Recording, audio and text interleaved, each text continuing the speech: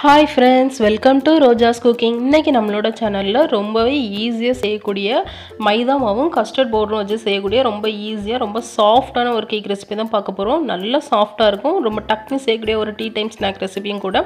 வாங்க இந்த கேக் எப்படி செய்யலாம்ங்கறத நம்ம வீடியோக்குள்ள போய் பார்க்கலாம். அதுக்கு முன்னாடி நீங்க என்ன நம்மளோட சேனல் சப்ஸ்கிரைப் பண்ணலனா மறக்காம சப்ஸ்கிரைப் பண்ணிக்கோங்க.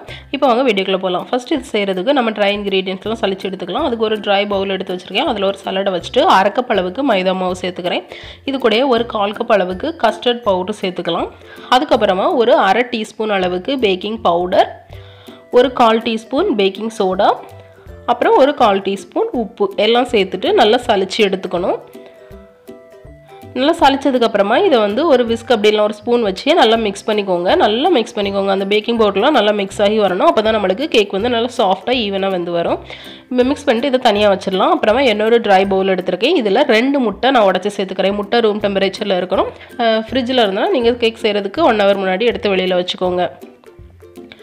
முட்டையை உடச்சி சேர்த்துனதுக்கு அப்புறமா இதிலேயே 1 டீஸ்பூன் அளவுக்கு வெனிலா எசன்ஸ் சேர்த்துட்டு நம்ம பீட் பண்ண ஆரம்பிச்சிடலாம். நான் இன்றைக்கி எலக்ட்ரிக் பீட்டர் வச்சு பீட் பண்ணுறேன். பட் இது வந்து ரொம்ப ஃப்ளஃபியெல்லாம் நம்ம பீட் பண்ண போகிறதில்ல. அதனால நீங்கள் நார்மலாக மிக்சர் ஜாரில் கூட இதை பீட் பண்ணிக்கலாம். அப்படி இல்லை விஸ்க் யூஸ் பண்ணி பீட் பண்ணிக்கலாம். லைட்டாக பீட் பண்ணதுக்கப்புறம் இதில் 1/2 கப் அளவுக்கு பவுடர் பண்ண சுகர் கொஞ்சம் கொஞ்சமாக சேர்த்து நல்லா பீட் பண்ணிக்க போகிறேன்.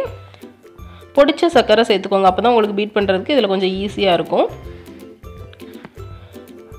சீனி சேர்த்து நல்லா பீட் பண்ணதுக்கப்புறமா இதிலே ஒரு 1/4 கப் அளவுக்கு நார்மலான சன்ஃப்ளவர் ஆயில் சேர்த்துட்டு லைட்டாக மிக்ஸ் பண்ணால் போதும். ரொம்ப பீட் பண்ண வேண்டாம்.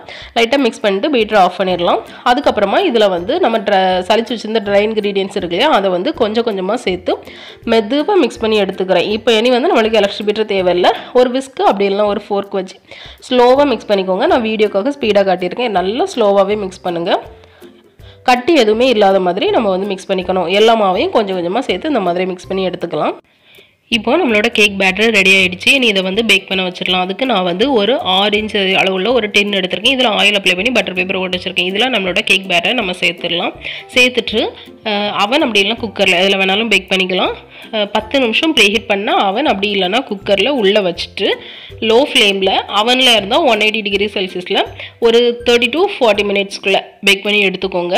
நான் இப்போ வந்து எனக்கு வந்து ஒரு 30 மினிட்ஸ் ஆகிடுச்சு.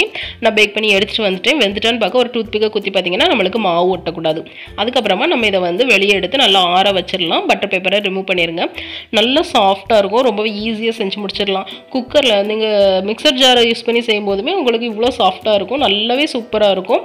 டக்குனி செஞ்சு முடிக்கக்கூடிய ஒரு டீ டைம் ஸ்நாக் கூட. கண்டிப்பாக எல்லாரும் ட்ரை பண்ணி பாருங்கள். இந்த வீடியோ உங்களுக்கு பிடிச்சிருக்குன்னு நம்புறேன். பிடிச்சிருந்துன்னா லைக் பண்ணுங்கள், ஷேர் பண்ணுங்கள், சப்ஸ்கிரைப் பண்ணுங்கள். இன்னொரு இன்ட்ரெஸ்டிங்கான ரெசிபியோட உங்களை மீட் பண்ணுறேன். பாய்.